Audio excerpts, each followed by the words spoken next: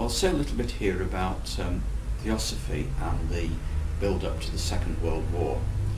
The outbreak of the Second World War in September 1939 certainly came as no surprise to Peter Freeman, who was the General Secretary of the Welsh National Society, the Theosophical Society. That was the body that existed in Wales for Theosophy at that time.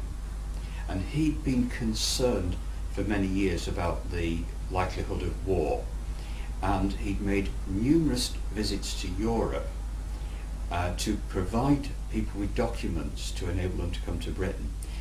He'd visited Germany, Austria, Czechoslovakia and Italy. So he was well aware of the situation in Europe, and probably far more aware than people would be back in Britain in the late 30s. Anyway, the piece here is entitled World Peace, and he included it in the 1937 annual report for the Welsh National Society. Now, it begins with concern about the threat of war, but it's also very optimistic that something can be sorted out and war might be avoided. But it was written in 1937, and certain key events had yet to take place, such as the annexation of Austria in March 38, the Munich crisis in September 38, and the German occupation of Prague in March 1939. Those would not be in his reckoning at that time when he wrote it.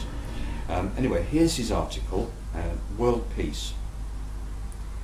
The menace of war still threatens, and in Europe particularly, the avalanche of suffering which it brings hovers menacingly over our heads. Many suggestions are being made to deal with the immediate situation, and everyone trusts the difficulties will soon be eased and the present dangers averted.